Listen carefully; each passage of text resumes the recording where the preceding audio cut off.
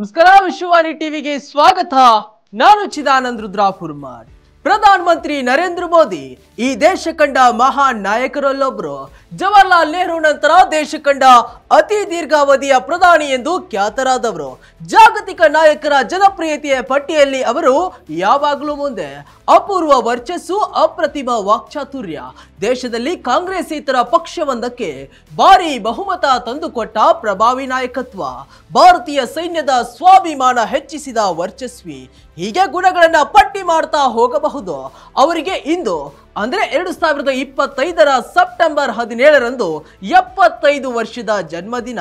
ಈ ಹಿನ್ನೆಲೆ ನರೇಂದ್ರ ದಾಮೋದರ್ ದಾಸ್ ಮೋದಿ ಅವರ ಬಗ್ಗೆ ನೀವು ತಿಳಿದಿರಬೇಕಾದ ಕೆಲವು ಕುತೂಹಲಕಾರಿ ಸಂಗತಿಗಳನ್ನ ಬನ್ನಿ ನೋಡ್ಕೊಂಡು ಬರೋಣ.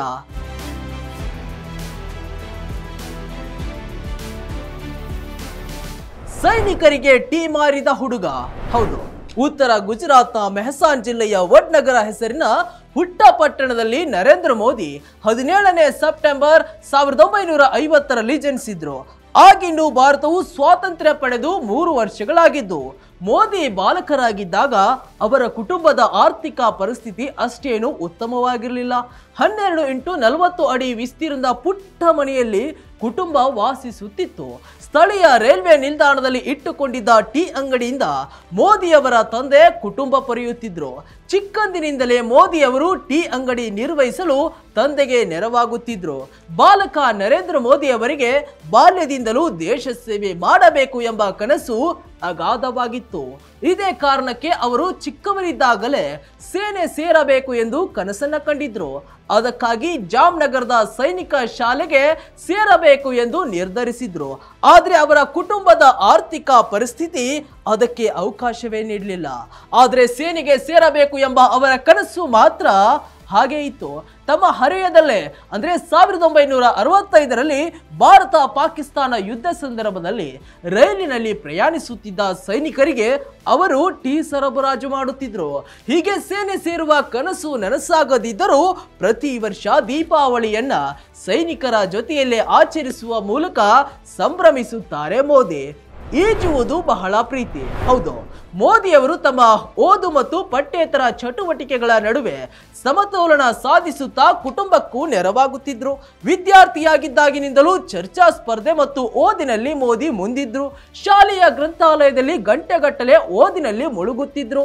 ಈಜುವುದು ಎಂದರೆ ಮೋದಿ ಅವರಿಗೆ ಅತ್ಯಂತ ಪ್ರೀತಿ. ಸ್ನೇಹಿತರ ಜೊತೆಗೂಡಿ ಹಿಂದೂ ಮುಸ್ಲಿಂ ಹಬ್ಬಗಳನ್ನ ಸಂಭ್ರಮದಿಂದ ಆಚರಿಸುತ್ತಿದ್ರು. ಬಾಲ್ಯದಿಂದ ಸಮಾಜ ಸೇವೆಯಲ್ಲಿ ಮೋದಿ ಮುಂದು. ತಾಪಿ ನದಿಯಲ್ಲಿ ಪ್ರವಾಹ ಬಂದು ಜನಜೀವನ ಅಸ್ತವ್ಯಸ್ತಗೊಂಡಾಗ ಮೋದಿ ಅವರಿಗೆ 9 ವರ್ಷ. ಗೆಳೆಯರ ಜೊತೆಗೂಡಿ ಆಹಾರ ವಿತರಣೆ ಕೇಂದ್ರ ಆರಂಭಿಸಿ ಪರಿಹಾರ ಕಾರ್ಯಗಳಲ್ಲಿ ಕೈ ಜೋಡಿಸಿದ್ರು. ಆಧ್ಯಾತ್ಮದ ಹಸಿವು. ಸಣ್ಣ ವಯಸ್ಸಿನಿಂದಲೇ ಸ್ವಾಮಿ ವಿವೇಕಾನಂದರ ಬಗ್ಗೆ ಹೆಚ್ಚು ಆಕರ್ಷಣೆಯನ್ನ ಮೋದಿ ಹೊಂದಿದ್ರು. ವಿವೇಕಾನಂದರ ಕೃತಿಗಳಿಂದ ಪ್ರೇರಣೆಯನ್ನ ಪಡೆದು ಆಧ್ಯಾತ್ಮದತ್ತ ಒಲವನ್ನ ಬೆಳೆಸಿಕೊಂಡ್ರು. ಇದೇ ಕಾರಣದಿಂದ ಜ್ಞಾನೋದಯ ಪಡೆಯಲು ತಪಸ್ಸಿನ ಜೀವನವನ್ನ ನಡೆಸಲು ಮುಂದಾದ್ರು. ಇದಕ್ಕಾಗಿ ಉಪ್ಪು, ಮೆಣಸಿನಕಾಯಿ, ಎಣ್ಣೆ, ಬೆಲ್ಲವನ್ನ ತ್ಯಜಿಸಿ ಆಧ್ಯಾತ್ಮಿಕ ಜೀವನವನ್ನ ನಡೆಸಲು ನಿರ್ಧರಿಸಿದ್ರು. 17ನೇ ವಯಸ್ಸಿನಲ್ಲಿದ್ದಾಗ ದೇಶ ಸಂಚಾರದ ಇಚ್ಛೆಯನ್ನ ಮನೆಯವರ ಎದುರು ವ್ಯಕ್ತಪಡಿಸಿದ್ರು. ಮನೆಯವರಿಗೆ ಇದರಿಂದ ಆಘಾತವಾದರೂ ಕೊನೆಗೆ ಒಪ್ಪಿಕೊಳ್ಳಲೇಬೇಕಾಯಿತು. ಮೋದಿ ಗುಜರಾತ್ನಿಂದ ಪಶ್ಚಿಮ ಬಂಗಾಳಕ್ಕೆ ತೆರಳಿ ರಾಮಕೃಷ್ಣ ಆಶ್ರಮ ಮತ್ತು ಈಶಾನ್ಯ ಭಾರತದ ಹಲವೆಡೆ ಸಂಚರಿಸಿದ್ರು. ನಂತರ ಅಲ್ಲಿಂದ ಹಿಮಾಲಯದತ್ತ ಪ್ರಯಾಣಿಸಿದ್ರು. 2 ವರ್ಷಗಳ ಕಾಲ ಹೀಗೆ ಸಂಚಾರವನ್ನ ಮಾಡಿದ್ರು. ಈಗಲೂ ಕೇದಾರನಾಥಕ್ಕೆ ಹೋದ್ರೆ ಅಲ್ಲಿನ ಗುಹೆಯಲ್ಲಿ ಅವರು ಧ್ಯಾನ ಹಾಗೂ ಮೌನದ ಸಾಧನೆಯನ್ನ ಮಾಡುತ್ತಾರೆ. ತಾಯಿಯ ಭಾವನಾತ್ಮಕ ನಂಟು. ಹೌದು, ನರೇಂದ್ರ ಮೋದಿ ಅವರ ತಾಯಿ ಹೀರಾಬೆನ್ ಮೋದಿ, ತಂದೆ ದಾಮೋದರ್ ದಾಸ್ ಮೋದಿ, 3 ಸಹೋದರರು, 2 ಸೋದರಿಯರಿದ್ದ ಕುಟುಂಬ ಅವ್ರದ್ದು. ಪ್ರಧಾನಿ ಮೋದಿ ದಿನಕ್ಕೆ 18 ಗಂಟೆಗಳ ಕಾಲ ಕೆಲಸ ಮಾಡುತ್ತಾರೆ. ಅವರು ಈ ಸ್ಫೂರ್ತಿಯನ್ನು ತಮ್ಮ ತಾಯಿ ಹೀರಾಬೆನ್ ಅವರಿಂದಲೇ ಪಡೆದಿದ್ದಾರೆ ಎಂದು ತಿಳಿಸಿದ್ದಾರೆ. ಆಕೆ ಅನಕ್ಷರಸ್ಥೆ, ಆದರೆ ನನ್ನ ತಂದೆ ದಾಮೋದರ್ ದಾಸ್ ಅವರಿಗೆ ಧಾರ್ಮಿಕ ಪುಸ್ತಕಗಳನ್ನ ನೀಡುತ್ತಿದ್ರು. ಅವರು ಶಿವರಾತ್ರಿ ಮತ್ತು ಶ್ರಾವಣ ಮಾಸದಲ್ಲಿ ದೇವಸ್ಥಾನಕ್ಕೆ ಭೇಟಿ ನೀಡುತ್ತಿದ್ರು. ಅಮ್ಮ ದಿನಕ್ಕೆ 2 ಬಾರಿ ಬಾವಿಯಿಂದ ನೀರನ್ನ ತುಂಬಿಸುತ್ತಿದ್ದಳು. ಮನೆಯ ಖರ್ಚಿಗೆಂದು ತಮ್ಮ ತಾಯಿ ಕೆಲವು ಮನೆಗಳಿಗೆ ತೆರಳಿ ಪಾತ್ರೆಯನ್ನ ತೊಳೆಯುತ್ತಿದ್ದರು. ದುಡಿಯುತ್ತಿದ್ದರು. ಹೆಚ್ಚುವರಿ ಸಂಪಾದಿಸಲು ಅವರು ಚರಕದಿಂದ ಹಿಡಿದು ನೂಲುತ್ತಿದ್ದರು. ನೀರಿನ ಒಂದು ಹನಿಯನ್ನ ವ್ಯರ್ಥ ಮಾಡುತ್ತಿರಲಿಲ್ಲ ಎಂದು ಮೋದಿ ತಮ್ಮ ತಾಯಿಯ ಬಗ್ಗೆ ಭಾವುಕರಾಗಿ ಹೇಳಿಕೊಳ್ಳುತ್ತಾರೆ. ಎಮರ್ಜೆನ್ಸಿ ವಿರುದ್ಧ ಹೋರಾಟ. ಹೌದು, ಮುಂದೆ ಮೋದಿ ರಾಷ್ಟ್ರೀಯ ಸ್ವಯಂ ಸೇವಕ ಸಂಘದ ಕಾರ್ಯಕರ್ತರಾದರು. 1972-73 ಅವಧಿಯಲ್ಲಿ ಪ್ರಚಾರಕರಾಗಿ ಗುಜರಾತ್ ಉದ್ದಗಲಕ್ಕೂ ಓಡಾಡಿದ್ರು. ಪಕ್ಷದ ಸಾಮಾನ್ಯ ಕಾರ್ಯಕರ್ತನಾಗಿದ್ದ ಮೋದಿ ಬದ್ಧತೆ ಮತ್ತು ಕಠಿಣ ಪರಿಶ್ರಮದಿಂದ ಒಂದೊಂದೇ ಹಂತಗಳನ್ನ ಮೇಲೇರಿದ್ರು. ಆಗ ಭ್ರಷ್ಟಾಚಾರ ಮತ್ತು ಸ್ವಜನ ಪಕ್ಷದ ಕಾರಣದಿಂದ ಕಾಂಗ್ರೆಸ್ನ ಜನಪ್ರಿಯತೆ ಕುಸಿಯುತ್ತಿತ್ತು.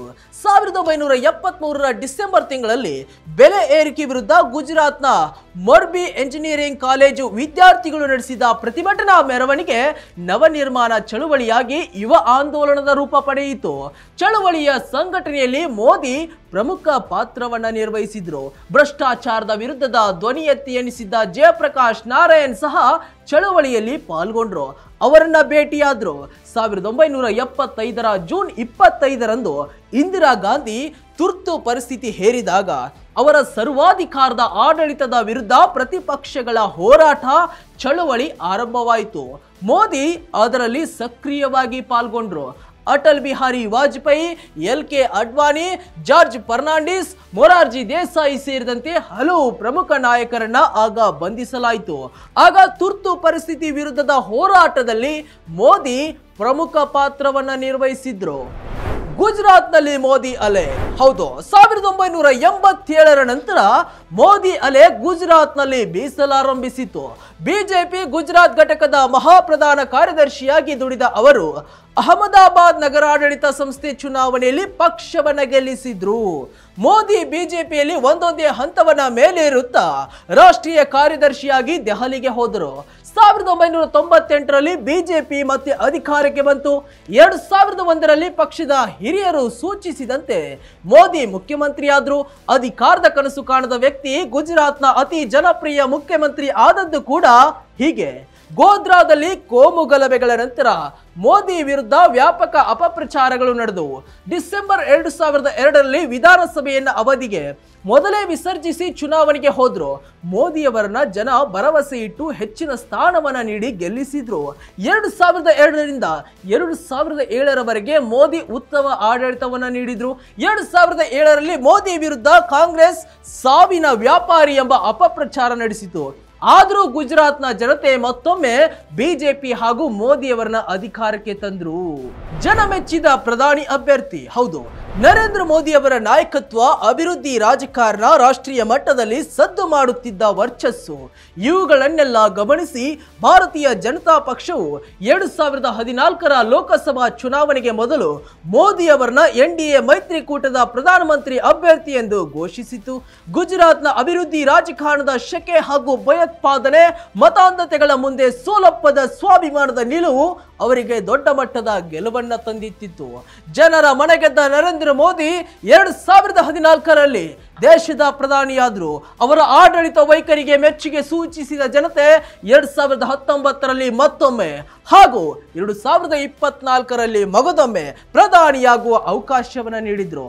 ಎರಡನೇ ಅತಿ ಸುದೀರ್ಘ ಅವಧಿಯ ಪ್ರಧಾನಿ. ಹೌದು, ದೇಶದಲ್ಲಿ ಅತಿ ದೀರ್ಘಕಾಲ ಪ್ರಧಾನಿಯಾಗಿದ್ದ ದಾಖಲೆ ಮೊದಲು ಪ್ರಧಾನಿ ಜವಾಹರ್ಲಾಲ್ ನೆಹರು ಅವರ ಹೆಸರಿನಲ್ಲಿ ಇದೆ.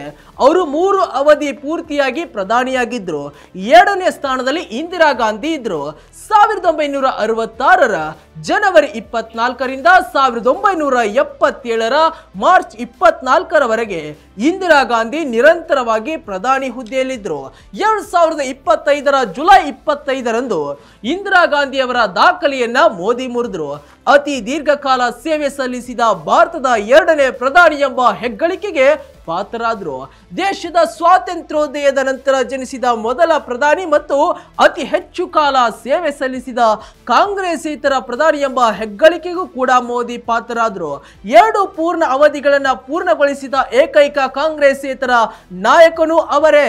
ಭಾರತದ ಎಲ್ಲಾ ಪ್ರಧಾನಿಗಳು ಮತ್ತು ಮುಖ್ಯಮಂತ್ರಿಗಳಲ್ಲಿ ಪಕ್ಷದ ನಾಯಕರಾಗಿ ಸತತ 6 ಚುನಾವಣೆಗಳನ್ನು ಗೆದ್ದ ಏಕೈಕ ನಾಯಕ ಎಂಬ ದಾಖಲೆಯು ಮೋದಿ ಹೆಸರಿನಲ್ಲಿದೆ. ಮಲಗುವುದು 3 ಗಂಟೆ ಮಾತ್ರ. ಹೌದು, 75ನೇ ವಯಸ್ಸಿನಲ್ಲಿಯೂ ಮೋದಿ ತಮ್ಮ ದೈಹಿಕ ಹಾಗೂ ಮಾನಸಿಕ ಆರೋಗ್ಯವನ್ನ ಮೊದಲಿನಂತೆ ಸದೃಢವಾಗಿಟ್ಟುಕೊಂಡಿದ್ದಾರೆ. ಈ ವಯಸ್ಸಿನಲ್ಲಿಯೂ ಕೂಡ ಮೋದಿ ಮಲಗುವುದು 3.5 ಗಂಟೆಗಳು ಮಾತ್ರ. ಮೋದಿಯವರ ಬೆಳಗು ಆರಂಭವಾಗುವುದೇ ಯೋಗಾಭ್ಯಾಸದಿಂದ. ನಿತ್ಯ ಬೆಳಗ್ಗೆ ತಪ್ಪದೆ ಯೋಗ ಮಾಡ್ತಾರೆ.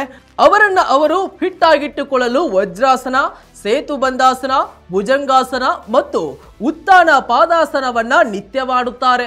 ಬೆಳಗ್ಗೆ 9 ಗಂಟೆಗೆ ಮಿತವಾದ ಉಪಹಾರ ಮಾಡುತ್ತಾರೆ. ಸಂಜೆ 6 ಗಂಟೆಯ ನಂತರ ಅವರು ಯಾವುದೇ ಆಹಾರವನ್ನ ಸೇವಿಸುವುದಿಲ್ಲ. ಅತ್ಯಂತ ಹಿತಮಿತವಾದ ಹಾಗೂ ಸಮತೋಲನ ಆಹಾರ ಪದ್ಧತಿಯನ್ನ ಮೋದಿ ಬಹಳ ವರ್ಷದಿಂದ ತಮ್ಮದಾಗಿಸಿಕೊಂಡಿದ್ದಾರೆ. ಫಿಟ್ ಇಂಡಿಯಾ ಕಾರ್ಯಕ್ರಮದಲ್ಲಿ ಮೋದಿ ಅವರೇ ಹೇಳಿಕೊಂಡಂತೆ ಅವರಿಗೆ ನುಗ್ಗೆಕಾಯಿ ಪರೋಟ ಅಂದ್ರೆ ತುಂಬಾ ಇಷ್ಟವಂತೆ. ಇದರಲ್ಲಿ ಬಹಳ ಪೋಷಕಾಂಶಗಳು ಇರುತ್ತವೆ. ಹೀಗಾಗಿ ನಾನು ವಾರದಲ್ಲಿ 2 ಬಾರಿಯಾದರೂ ನುಗ್ಗೆಕಾಯಿ ಸೊಪ್ಪಿನ ಪರೋಟವನ್ನ ತಿನ್ನುತ್ತೇನೆ ಎಂದು ಮೋದಿ ಹೇಳಿಕೊಂಡಿದ್ದಾರೆ. ಕಡಿಮೆ ನಿದ್ರೆ, ಹೆಚ್ಚು ಕೆಲಸ, ಯೋಗ, ಹೆಚ್ಚು ನಡಿಗೆ, ಸಮತೋಲಿತ ಆಹಾರ ಇದು ಮೋದಿ ಅವರು ಅಳವಡಿಸಿಕೊಂಡ ಜೀವನ ಶೈಲಿ. ಹೀಗಾಗಿಯೇ ಈಗಲೂ ಯುವ ಚೈತನ್ಯವನ್ನ ಹೊಂದಿದ್ದಾರೆ ಎನ್ನುತ್ತಾರೆ ಅವರನ್ನ ಹತ್ತಿರದಿಂದ ಬಲ್ಲವರು. ಕೊಡುಗೆಗಳ ಹರಾಜು. ಹೌದು, ಪ್ರಧಾನಿ ನರೇಂದ್ರ ಮೋದಿ ತಮ್ಮ ಹುಟ್ಟುಹಬ್ಬದಂದು ಅವರು ವಿವಿಧ ಸಂದರ್ಭದಲ್ಲಿ ಸ್ವೀಕರಿಸಿರುವ ಉಡುಗೆಗಳನ್ನ ಹರಾಜು ಹಾಕುತ್ತಾರೆ. ದೇಶದ ಪ್ರಧಾನಮಂತ್ರಿ ಅಂದ ಮೇಲೆ ದುಬಾರಿ ಉಡುಗೊರೆಗಳು ಅವರಿಗೆ ಬರುವುದು ಸಹಜ. ಆದರೆ ಯಾವುದನ್ನು ಅವರು ತಮ್ಮ ಸ್ವಂತಕ್ಕೆ ಇಟ್ಟುಕೊಳ್ಳುವುದೇ ಇಲ್ಲ. ಅವರು ತಮಗೆ ಬಂದ ಹಲವು ಸ್ಮರಣಿಕೆಗಳನ್ನ ನ್ಯಾಷನಲ್ ಗ್ಯಾಲರಿ ಆಫ್ ಮಾಡರ್ನ್ ಆರ್ಟ್ಗೆ ನೀಡಿದ್ದಾರೆ. ಉಡುಗೊರೆಗಳ ಬೆಲೆ ಕನಿಷ್ಠ 600 ರೂಪಾಯಿಯಿಂದ ಆರಂಭವಾಗಿ 8.26 ಲಕ್ಷ ರೂಪಾಯಿವರೆಗೆ ಇದೆ. ಹರಾಜಿನಿಂದ ಬಂದ ಹಣವನ್ನ ಗಂಗಾ ನದಿಯನ್ನು ಸ್ವಚ್ಛಗೊಳಿಸುವ ಉದ್ದೇಶಕ್ಕೆ ಮೋದಿ ಈ ಹಿಂದೆ ನೀಡಿದ್ದಾರೆ. ಹೀಗೆ ಮೋದಿ ಅವರು ಪ್ರತಿ ವರ್ಷವೂ ತಮಗೆ ಸಿಗುವ ಎಲ್ಲಾ ಸ್ಮರಣಿಕೆಗಳನ್ನ ಹರಾಜು ಹಾಕಿ ಬಂದ ಹಣವನ್ನ ಸಮಾಜ ಸೇವಾ ಕಾರ್ಯಕ್ಕೆ ನೀಡುತ್ತಾರೆ. ಅವರು ಮುಖ್ಯಮಂತ್ರಿಯಾದ ದಿನದಿಂದಲೂ ಅದನ್ನ ಮಾಡಿಕೊಂಡು ಬರುತ್ತಿದ್ದಾರೆ. ಜನಪ್ರಿಯ ಪ್ರಧಾನಿ. ಹೌದು, ವಿಶ್ವದ ಜನಪ್ರಿಯ ನಾಯಕರಲ್ಲಿ ಒಬ್ಬರು ಮೋದಿ. ಭಾರತದಲ್ಲಿ ಮಾತ್ರವಲ್ಲದೆ ಇತರೆ ಹಲವು ದೇಶಗಳ ನಾಯಕರಿಗೆ ಹೋಲಿಸಿದ್ರೂ ಮೋದಿಯವರ ಜನಪ್ರಿಯತೆ ಹೆಚ್ಚಾಗಿದೆ. ಜುಲೈ ತಿಂಗಳಲ್ಲಿ ಬಿಡುಗಡೆಯಾದ ನಾಯಕರ ರೇಟಿಂಗ್ ಪಟ್ಟಿಯಲ್ಲಿ ನರೇಂದ್ರ ಮೋದಿ ಅಗ್ರ ಸ್ಥಾನದಲ್ಲಿದ್ದಾರೆ. ಕಳೆದ 11 ವರ್ಷಗಳಿಂದ ಅವರ ಜನಪ್ರಿಯತೆಯ ರ್ಯಾಂಕಿಂಗ್ ಅಬಾಧಿತವಾಗಿದೆ. ಗಲ್ಫ್ ದೇಶಗಳಲ್ಲಿ ಅವರು ಜನಪ್ರಿಯ ವ್ಯಕ್ತಿ. ಹಲವಾರು ಅರಬ್ ದೇಶಗಳು ಅವರಿಗೆ ತಮ್ಮ ದೇಶದ ಅತ್ಯುನ್ನತ ಪ್ರಶಸ್ತಿಗಳನ್ನ ನೀಡಿ ಗೌರವಿಸಿವೆ.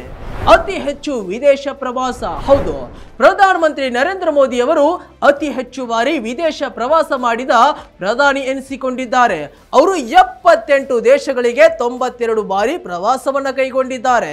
2014ರಲ್ಲಿ ಪ್ರಧಾನಿಯಾಗಿ ಅಧಿಕಾರ ವಹಿಸಿಕೊಂಡ ಬಳಿಕ ಅವರು ಭೇಟಿ ನೀಡಿದ ಮೊದಲ ದೇಶ ನಮ್ಮ ಪಕ್ಕದ ಪುಟ್ಟ ದೇಶವಾದ ಭೂತಾನ್. ಪ್ರಿಯ ವೀಕ್ಷಕರೇ, ಹೀಗೆ ಮೋದಿ ಮಾಡಿದ ಸಾಧನೆಗಳು ಒಂದಲ್ಲ ಎರಡಲ್ಲ, ಹೇಳ್ತಾ ಹೋದರೆ ಹನುಮಂತನ ಬಾಲ ಬೆಳೆದಂತೆ ಬೆಳೆಯುತ್ತದೆ. ಇದಾಗಿತ್ತು ಇವತ್ತಿನ ಸ್ಪೆಷಲ್ ಸ್ಟೋರಿ. ಮತ್ತಷ್ಟು ವೈವಿಧ್ಯಮಯ ಸುದ್ದಿಗಳಿಗಾಗಿ ನೋಡ್ತಾ ಇರಿ ವಿಶ್ವವಾಣಿ ಟಿವಿ. ನಮಸ್ಕಾರ.